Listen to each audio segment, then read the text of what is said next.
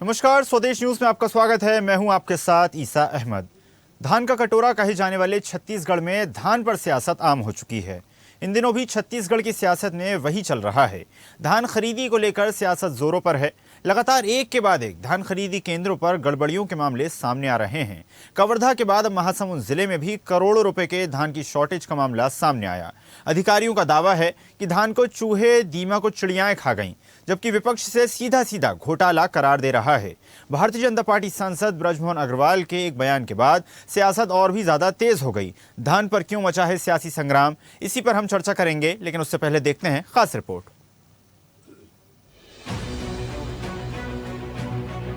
मेरे को लगता है सरकार अब चूहों के इलाज के लिए बिल्ली की व्यवस्था करेगी। मतलब एक और घोटाला की तैयारी हो गई है।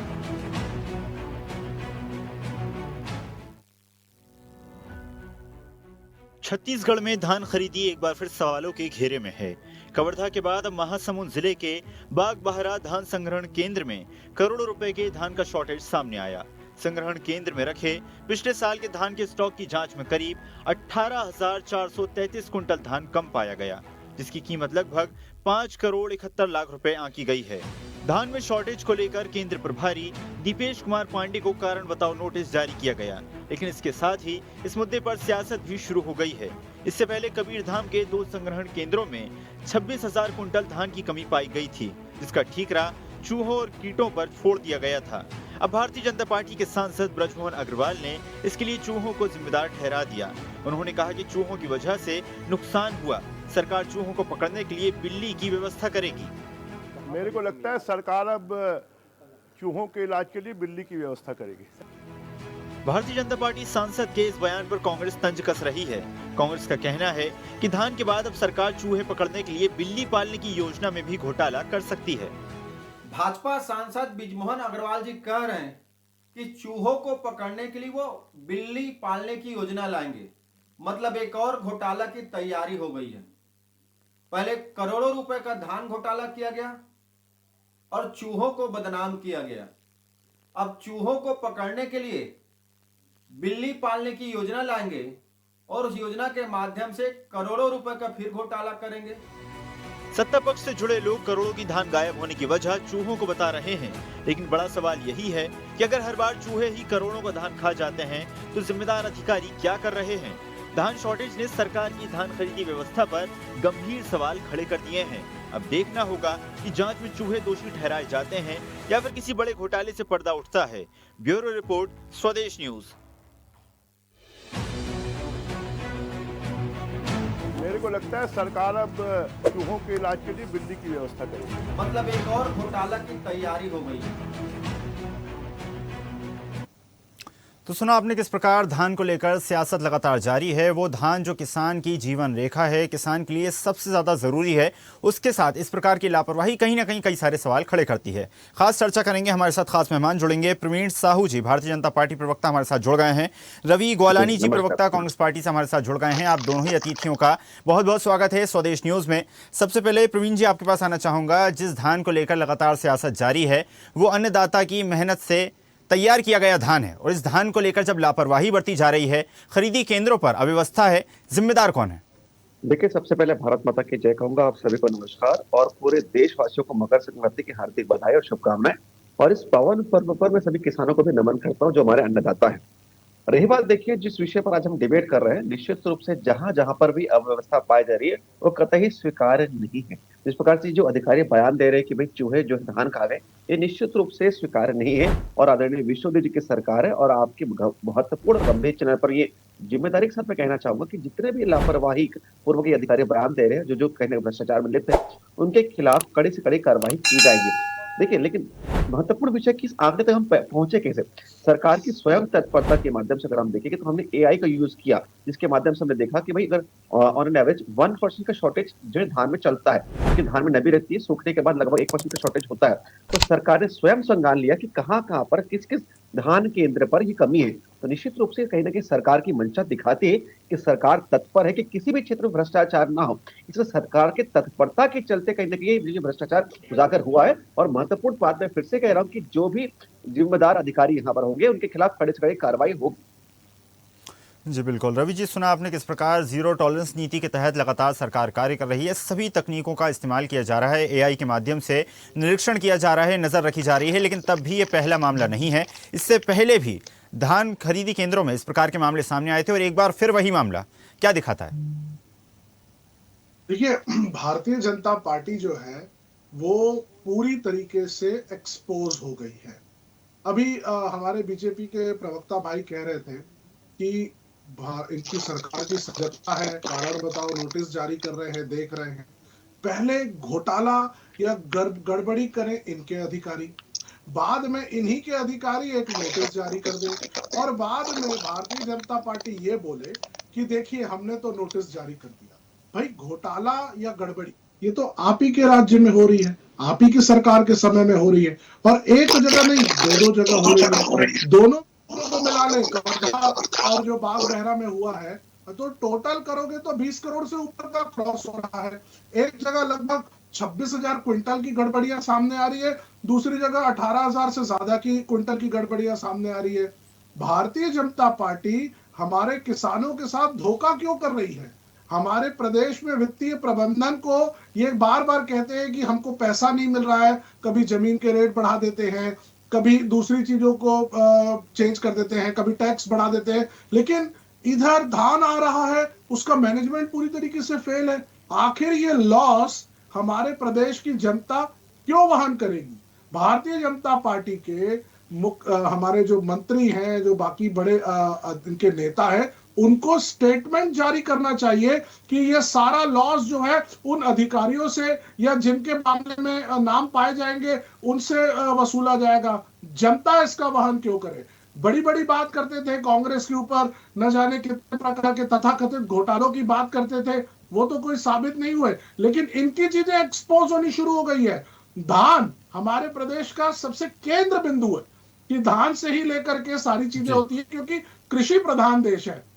ऐसे में धान कोई मैनेज नहीं कर पा रहे हैं, और बाद में कोई कहता है चूहे खा गए, कोई कहता है दीमक खा गया, कोई कहता है सूखा हो गया। पूर्व मंत्री और वर्तमान सांसद कहते हैं कि अगर चूहे खा गए हैं तो इसकी व्यवस्था हम बिल्ली पाल करके करेंगे। आप समझ रहे हैं कि आखिर चल क्या रहा है? समझ में ही नहीं आ रहा है। कोई कुछ कह रहा है, कोई कुछ कह रहा है, कोई तंज कस रहा है। बीजेपी पूरी तरीके से घिर गई है, इनका मैनेजमेंट पूरी तरीके से फेल है, और सरकार को सामने आकर के जनता को जवाब देना चाहिए, और जो भी गड़बड़ियां हुई है उसकी वसूली उन नेताओं से करनी चाहिए या उन अधिकारियों से करनी चाहिए जिनसे मिलीभगत हुई है। जनता का कोई लॉस नहीं है, इसका बोझ जनता के ऊपर नहीं डाला जाना चाहिए। जी प्रवीण जी, रवि जी की बातों का जवाब दे दीजिएगा, लेकिन साथ ही साथ मेरा भी ये सवाल है कि छत्तीसगढ़ जिसकी पहचान धान के कटोरे के नाम से होती है, धान इस प्रदेश के लिए बेहद महत्वपूर्ण है, तो भी इसी प्रकार के मामले लगातार सामने आना, इस प्रकार का मामला पहले भी सामने आया, एक बार फिर सामने आया। जब पहले ही मामला सामने आया तब भी अधिकारियों पर गाज गिराई गई, उन पर कार्रवाई की गई, और फिर एक बार इसी प्रकार का मामला सामने आना, अधिकारियों पर लगाम कसना आखिर किसकी जिम्मेदारी है? मैंने कहा ना कि सरकार ने स्वयं अपने विवेक के माध्यम से एआई का यूज किया, जीरो टॉलरेंस की नीति अपनाई, और इसी एआई पद्धति के माध्यम से हमने जब पूरे केंद्रों का डेटा हमने मंगवाया तो पता चला कि भी कुछ जो सोसाइटीज हैं वहां पर गड़बड़ियां सामने आ रही है। तो निश्चित रूप से देखिए, कांग्रेस के कार्यकाल में भाजपा कहीं ना कहीं विषय को उठाती थी, यहाँ पर हमारी सरकार है, तो हम स्वयं विवेकपूर्ण होकर हम कहीं ना कहीं विषय को उठा रहे हैं कि जहां जहां पर सबसे पहले गड़बड़ी हमने देखा कि कहां पर है। ये बात आप मानते हैं कि मामले तो आपकी सरकार में भी हो रहे हैं, इस बात से इनकार नहीं किया जा सकता? अपने अहमद जी, मैं वही कह रहा हूँ कि सरकार देख रही है कि कहाँ पर गड़बड़ियां है और कौन कौन इसके लिए जिम्मेदार है। उसको उस प्रत्येक जिम्मेदार अधिकारी के खिलाफ भी कार्रवाई की जाएगी। लेकिन देखिए, सरकार तत्पर है कि किसानों के हित में लगातार हम काम करें। देखिए, हमने जो कहा था कि बकाया 2 साल का बोनस देंगे, हमने दे दिया। हमने कहा था कि 3100 की राशि देंगे। आज आपके महत्वपूर्ण जिला पर फिर से बताना चाहता हूँ कि आज की तारीख तक लगभग 17 लाख किसानों को कहीं ना कहीं धान का, अगर हम गए तो उस प्रदेश में टोटल 21,000 करोड़ से अधिक की राशि पहुंच चुकी है।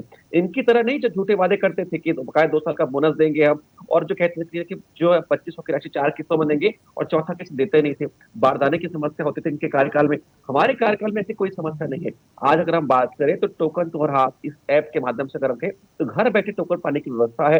अगर हम बात करें तो तत्काल 3100 की राशि उनके खाते में पहुंच रही है। बारदाने की अगर कहें तो कोई समस्या नहीं है, तो निश्चित रूप से सरकार तत्पर है। और इस अगर हम बात करें संग्रहण केंद्रों में अगर कोई अधिकारी जिम्मेदार है तो उसके खिलाफ सरकार स्वयं संज्ञान लेते हुए कार्रवाई कर रही है। और देखेंगे जिस भी रिकवरी की बात करें तो जो भी व्यक्ति दोषी पाया जाएगा उसके खिलाफ रिकवरी की कार्रवाई होगी।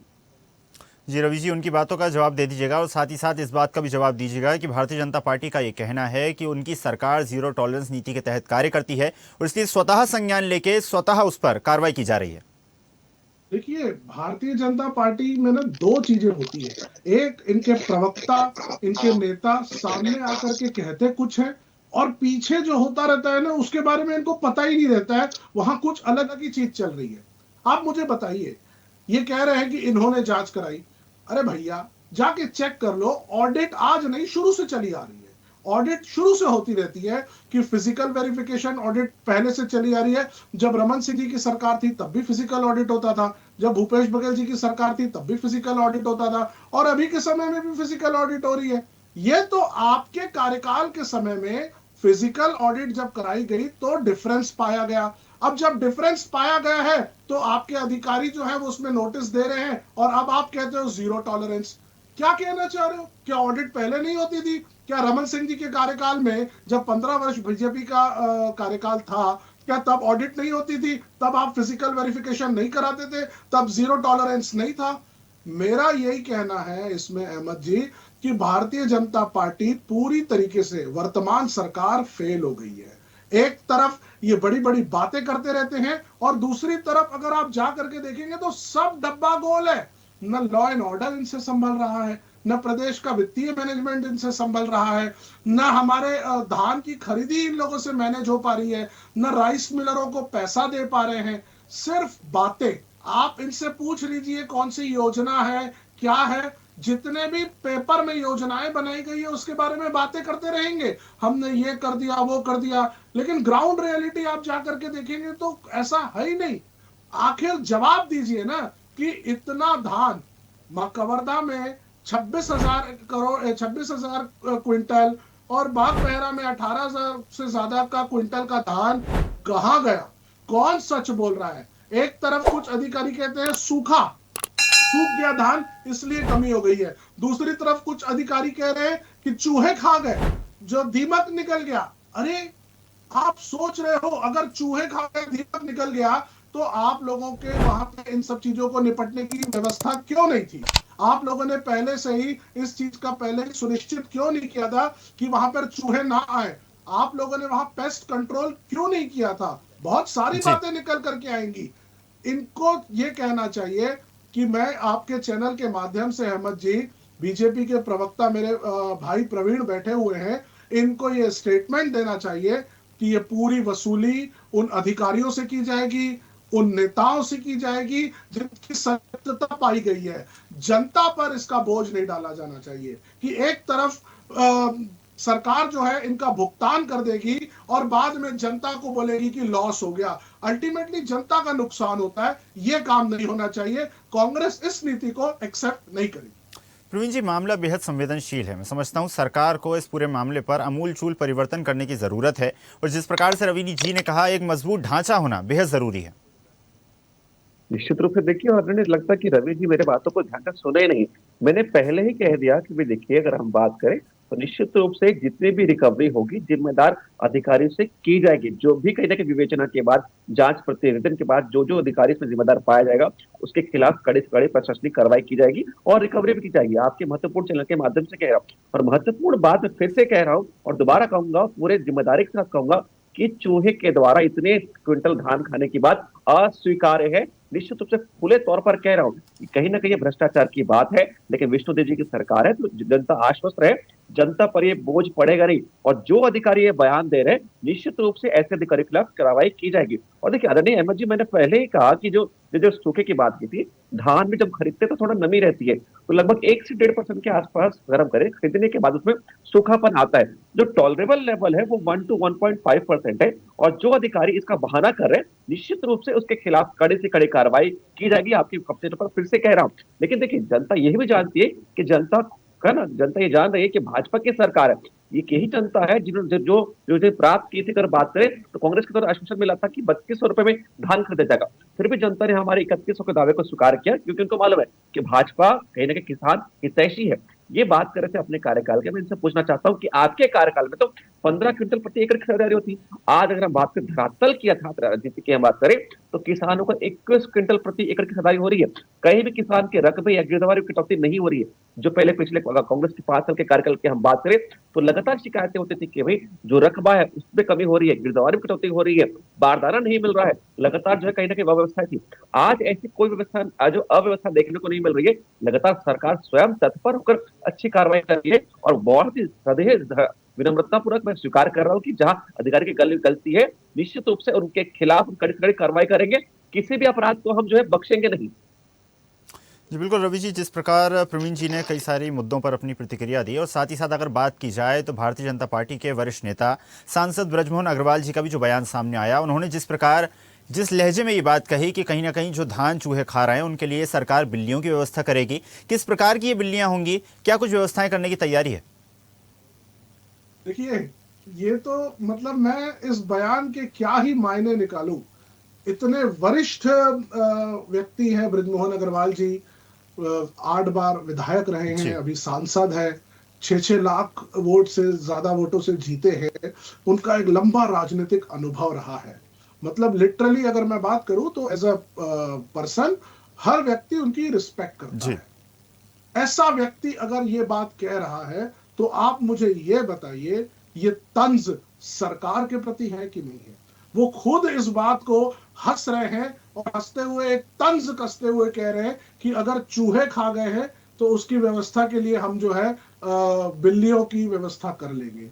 आप बताइए, वर्तमान सरकार को जो बैठे हुए व्यक्ति हैं उनको शर्म आनी चाहिए कि आप ही की पार्टी का एक वरिष्ठ व्यक्ति आपको किस तरह से इस बात में क्रिटिसाइज कर रहा है। ये क्रिटिसिज्म है, ये उनका पूरी तरीके से क्रिटिसिज्म है वर्तमान सरकार को, मंत्री को, अधिकारियों को। अभी मेरे भाई कह रहे थे कि अधिकारियों के खिलाफ हम एक्शन लेंगे। अच्छी बात है, होना भी चाहिए, लेकिन एक बात और जोड़ देते कि अगर किसी नेता का भी नाम आता है तो उसके खिलाफ भी बीजेपी एक्शन लेगी, अगर किसी विधायक का नाम आता है तो उसके खिलाफ भी एक्शन लेगी, अगर किसी मंत्री का नाम आता है तो उसके खिलाफ भी एक्शन लेगी। संलिप्त पाया जाएगा इस दोष में, प्रत्येक व्यक्ति के खिलाफ, चाहे वो मंत्री क्यों ना, उसके खिलाफ कार्रवाई होगी। बहुत अच्छी बात है प्रवीण जी, अगर आप एक चैनल में इस तरीके से ये बात कह रहे हैं तो मैं समझता हूं कि आपकी सरकार को आपकी बात को सुननी चाहिए कि आप कह रहे हैं कि अगर मंत्रियों की भी संलिप्तता पाई गई तो मंत्रियों जो के भी खिलाफ भी व्यक्ति एक्शन संलिप्त होना पाया जाएगा चाहिए। उसके खिलाफ कार्रवाई होगी। बिल्कुल बहुत अच्छी बात है प्रवीण जी, अगर आप ये कह रहे हैं कि उनके खिलाफ भी कार्रवाई होगी तो बिल्कुल होना चाहिए। मैं दूसरी बात कहना चाहूंगा प्रवीण जी, अब आप कह रहे थे कि 1 से 1.5% का लॉस होता है। अहमद जी, अगर ये लॉस होता, अगर ये सारी चीजें निकल करके आती तो क्या सिर्फ 2 ही केंद्र से आती? सिर्फ कवर्धा और बागबहरा से आती? अगर ये बातें निकल करके आती कि नॉर्मल लॉस, देखिए नॉर्मल लॉस अलग चीज होती है, अगर नॉर्मल लॉस की ही बातें निकल करके आती तो पूरे प्रदेश में जहां जहां धान खरीदी हो रही है हर जगह ये बात निकल करके आती। ऐसा नहीं होता कि स्पेसिफिकली जांच की गई, स्पेसिफिकली 2 जगह से ये चीजें निकल करके आई है। कहीं ना कहीं वहां के अधिकारी, वहां के नेता, वहां पर जो काम कर रहे लोग हैं और न जाने किसके इंस्ट्रक्शंस पर ये चीजें हो रही थी, उन सब लोगों की चीजें, ये बातें निकल करके आ रही है। रूटीन चीज होती, रूटीन बात पे कोई व्यक्ति कुछ नहीं कहता है क्योंकि वो रूटीन होती है, ये एबनॉर्मल है। और अहमद जी, बीजेपी बड़ी बड़ी बातें कहती थी, कांग्रेस के समय में ऐसा नहीं हुआ, कांग्रेस के समय में वैसा नहीं हुआ। आज जब अपने ऊपर सारी बातें निकल करके आ रही है तो ये कह रहे हैं जांच करेंगे, ये कह रहे हैं कि हम देखेंगे कि किसके खिलाफ क्या हो रहा है। बीजेपी को चाहिए स्ट्रॉन्ग कंट्रोल, इनके अधिकारियों पर कंट्रोल नहीं है, ग्राउंड में क्या हो रहा है इनको पता नहीं है, मुख्यमंत्री जी तक के शायद सारी बातें पहुंचती ही नहीं है। बड़े उनको सो ये ऐसा बोल दिया गया कि आप सीएम बनिए, आप जाइए इधर उधर करिए, ग्राउंड की चीजें जो है शायद वो रिमोट कंट्रोल लेवल पे कोई और ही कंट्रोल कर रहा है। इसलिए कई बार इस मुख्यमंत्री जी के इस तरह के मैटर पे स्टेटमेंट्स नहीं आते। कभी भी बात निकल करके आती है तो कोई संगठन का व्यक्ति कहता है या कोई तीसरा व्यक्ति ही कहता है। मैं चाहता हूं, बहुत बड़ा विषय है, आदरणीय मुख्यमंत्री जी को सामने आकर के इसके ऊपर पूरी खुल के बात रखनी चाहिए कि आखिर हमारे किसानों का धान कहां जा रहा है। जी प्रवीण जी, जिस प्रकार रवि जी ने बात बताई कि लगातार जिस प्रकार का बयान भी सांसद बृजमोहन अग्रवाल का सामने आया और कहीं ना कहीं व्यवस्थाओं की कमी है, माना जा सकता है जिन केंद्रों पर ये पूरा मामला सामने आया, इस प्रकार के अन्य केंद्र भी हो सकते हैं, अन्य स्थानों पर भी हो सकता है इसी प्रकार के मामले सामने आ रहे हों लेकिन उजागर ना हुए हों। कहीं ना कहीं व्यवस्थाओं को मजबूत करने की एक बड़ी जरूरत है। कि देखिए एआई मॉडल यानी अगर कहे तो तकनीक का उपयोग करके हमने स्वयं अगर जानकारी प्राप्त की कि किस किस केंद्र में डेटा मिसमैच कर रहा है। और देखिए आदरणीय रवि जी भी स्वयं उनको मालूम है कि नॉर्मल लॉस क्या होता है। देखिए किसान भी जानता है कि भाई अगर धान बेचते समय थोड़ी नमी रहती है, जब धान सूखता है तो कहीं ना कहीं उसमें शॉर्टेज होता है। मैंने कहा कि टॉलरेबल लेवल यानी जो लॉस स्वीकार योग्य होता है, तो सब जानते हैं कि 1 से 1.5% का जो लेवल है स्वीकार है। निश्चित रूप से यदि इसके अतिरिक्त यदि कोई अधिकारी क्लेम कर रहा है तो कहीं ना कहीं उस केंद्र में गड़बड़ी है। तो इसलिए पूरे जिम्मेदारी से कह रहा हूं कि जहां जहां पर भी गड़बड़ी पाई जाएगी वहां वहां पर गहन जांच होगी और प्रत्येक व्यक्ति के खिलाफ हम कार्रवाई करेंगे। लेकिन कांग्रेस पार्टी बताइए कि आपके कार्यकाल में ऐसा कुछ आपने कुछ किया था क्या? आपने तो संग्राम नहीं लिया, क्योंकि कांग्रेस के कार्यकाल में तो संरक्षण दिया जाता था ऐसे अपराधों को, है ना। कि हमारे कार्यकाल में चाहे वो बृजमोहन जी हो या प्रत्येक मंत्री की हम बात करें, मुख्यमंत्री की हम बात करें, कड़ा से कड़ा जो है बयान आ रहा है कि भाई ये चीजें स्वीकार्य नहीं है। जबकि इनके कार्यकाल में कहीं ना कहीं नेता स्वयं संरक्षण देते कि भाई भ्रष्टाचार करिए। आप गोबर की आप बात कर लीजिए तो गोबर पे घोटाला किया था उन्होंने, गौठान पर घोटाला किया था, और तो छोड़िए गौमूत्र के नाम पर घोटाला किया था। गौठान योजना के माध्यम से 1300 करोड़ का घोटाला किया था। तो निश्चित रूप से कांग्रेस पार्टी स्वयं अपने गिरेबार पर झांक कर देख लीजिए कि उनके कार्यकाल में क्या हुआ था। ये भाजपा की सरकार है, निश्चित रूप से अगर कहें तो पारदर्शिता की सरकार है। लगातार अगर हम कहें तो डे 1 से लगातार पारदर्शिता की ओर हम बढ़ रहे हैं। सबसे महत्वपूर्ण बात कि टोकन की व्यवस्था को हमने ऑनलाइन किया था, लेकिन कहीं ना कहीं कांग्रेस पार्टी नहीं चाहती कि हम लोग ऑनलाइन व्यवस्था की ओर बढ़े। और आदरणीय अहमद जी, इसी विषय पर जोड़ना चाहूंगा। देखिए कांग्रेस ने क्या किया था अपने कार्यकाल में, जो कोयला होता था, उस कोयले की जो पर्ची होती थी, जो व्यवस्था होती थी, उसको उन लोग ऑनलाइन से ऑफलाइन किए थे ताकि भ्रष्टाचार कर सके। तो निश्चित रूप से कांग्रेस जो है लगातार भ्रष्टाचार करती थी। आज अगर पारदर्शी व्यवस्था हो रही है और उसी पारदर्शी व्यवस्था के माध्यम से अगर कहीं पे गड़बड़ी पाई जा रही है, इसके लिए सरकार ने स्वयं संज्ञान लिया है और अधिकारी पर कार्रवाई कर रही है, तो निश्चित रूप से कांग्रेस को कैसे हजम होगा कि इतनी अच्छी सरकार चल रही है और व्यवस्था बहुत अच्छी है। मैंने बार बार लगभग 3 बार कह चुका हूं कि बताइए हमारे कार्यकाल में कोई बारदाने की समस्या नहीं हुई, कहीं भी रकबे की कमी नहीं हुई, कहीं भी किरदार की कटौती नहीं की गई। लेकिन आदरणीय कांग्रेस के प्रवक्ता ने इस विषय पर कुछ भी नहीं कहा, क्योंकि मालूम है कि भाई वास्तविकता में ऐसी कोई समस्या नहीं है। आज धरातल पर 21 क्विंटल प्रति एकड़ की खरीदारी हो रही है और एक मुश्त 3100 रुपए पैसा पहुंच रहा है। इनकी तरह नहीं कि जो 2500 का वादा करते थे कि हम 4 किस्तों में देंगे और 4 किस्त पहुंचता ही नहीं था। पूरे 3100 रुपए एक बार में किसानों के खाते में पहुंच रही है। जी रवि जी, प्रवीण जी की बातों का जवाब दे दीजिएगा। और जिस प्रकार भूपेश बघेल की सरकार में क्या कुछ कार्य किए गए, उनकी सराहना अब तक हो रही है। ईडी और सीबीआई लगातार छत्तीसगढ़ में एक्टिव है, ये कहना है प्रवीण जी का। बीजेपी को ना एक फोबिया हो गया है। वो लोगों को अगर अपना कुछ समझ में नहीं आता है ना, तो वो हर चीज का जिम्मा जो है वो पुराने घोटाले, पुरानी शराब और इन्हीं चीजों पे ला देते हैं। मैं एक एक करके हर विषय पे आता हूँ। ये जितने भी तथाकथित घोटालों की बात कर रहे हैं, आज अहमद जी लगभग 5 वर्ष हो रहा है जांच चल रही है, और जितने भी मैटर अभी तक के कोर्ट में गए हैं, कोर्ट ने एक बार भी किसी भी व्यक्ति को आरोपी नहीं बनाया है। सिर्फ जांच, पहले ईडी जांच करती थी, सीबीआई जांच कर रही है, फिर ईओडब्ल्यू जांच कर रही है। उसके बाद भी लग रहा है इनको कि शायद ये तीनों एजेंसी भी परिपक्व नहीं है। फिर एक तो शायद कोई नई चौथी एजेंसी को ये लोग मामला दे देंगे कि तुम भी जांच करो। जांच जांच जांच जांच जांच, लेकिन आरोप एक के ऊपर भी साबित नहीं। ये सारे के सारे आरोप गलत है। अगर सही होते तो किसी में तो कोर्ट में मैटर आता ना, कोई व्यक्ति के नाम से तो चीजें निकल करके आती ना।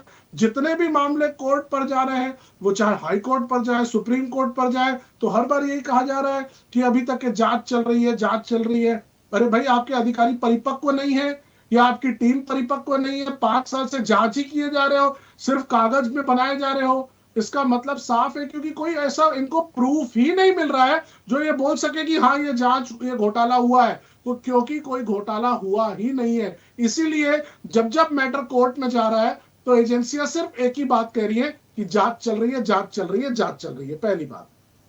दूसरी बात, इन्होंने कही कि क्विंटल की, कि पहले ये कांग्रेस के समय में 15 क्विंटल। भैया एक बात बताओ, धीरे धीरे कोई भी सरकार रही वो समय के हिसाब से जनता की बात को सुन करके जितनी उपज हो रही है उसके हिसाब से वो बढ़ाती चली गई। जब आप लोगों के समय में रमन सिंह जी की सरकार थी तो 12 लाख किसान थे, लेकिन जब हमारी सरकार के 5 साल पूरे हुए तब तो 26.5 लाख किसान थे तब तक के। तो जो लोग खेती किसानी छोड़ चुके थे, भूपेश बघेल जी की इतनी सॉलिड पॉलिसी थी जिसके लिए वो सारे के सारे लोग किसानी की तरफ गए, और उसके कारण ये रहा कि आज अगर आप ये कहते हैं कि आप 1 लाख क्विंटल से ज्यादा की धान खरीदी कर रहे हैं, तो रमन सिंह जी के समय में इतनी नहीं करते थे आप, 15 वर्ष के उनके कार्यकाल में भी नहीं करते थे। ये तो तभी हुआ जब एक बेहतरीन किसान नीति भूपेश बघेल जी ने लाई। जब हम किसानों से 2500 रुपए में खरीदी शुरू किए उसके बाद ही आप मजबूर हुए, उसके पहले तक तो आपने बोनस भी नहीं दिया था। आप लोगों ने तो यह वादा किया कि हमने जो पूर्व में बकाया बोनस कहा था वो देंगे, वो भी कब नहीं, आपने वो भी प्रवीण जी कब दिया, जब आपको लगा कि बेहतरीन पॉलिसी पे काम हो रहा है भूपेश बघेल जी की। चलिए, समय बाध्यता के चलते इस चर्चा को हम यहीं समाप्त करते हैं। और जिस प्रकार ये पूरा मामला सामने आया, करोड़ों रुपए का धान आखिर कहाँ गया, ये एक बड़ा सवाल है। और जिस प्रकार चूहों को लेकर, बिल्लियों को लेकर और वरिष्ठ अधिकारियों को लेकर भी कई सारे सवाल बने हुए हैं, लेकिन सभी जांच का विषय है और जांच के पश्चात ही साफ हो पाएगा कि आखिर जिम्मेदार कौन है। लेकिन व्यवस्थाओं में आमूलचूल परिवर्तन करने की सरकार को आवश्यकता है। आप दोनों ही अतिथियों का बहुत बहुत धन्यवाद जुड़ने के लिए और जानकारी साझा करने के लिए। तो कई सारे सवाल हैं जिनके जवाब जांच के पश्चात ही मिल पाएंगे कि आखिर धान कहां गया, वरिष्ठ अधिकारियों की देन है ये घोटाला या फिर चूहों और बिल्लियों के कारण ये पूरी अव्यवस्था फैली, ये जांच का विषय है। जांच के पश्चात ही इस पूरे मामले पर खुलासा होगा। लेकिन सरकार को कहीं ना कहीं ढांचे में, व्यवस्थाओं में आमूलचूल परिवर्तन करने के सख्त जरूरत है। इस खास पेशकश में फिलहाल इतना ही। आप देखते रहिए स्वदेश न्यूज, सबसे पहले देश। ताज़ा खबरों के लिए लाइक, फॉलो और यूट्यूब पर सब्सक्राइब कर बेल आइकन दबाएं। साथ ही हर अपडेट के लिए विजिट करें स्वदेशलाइव.com।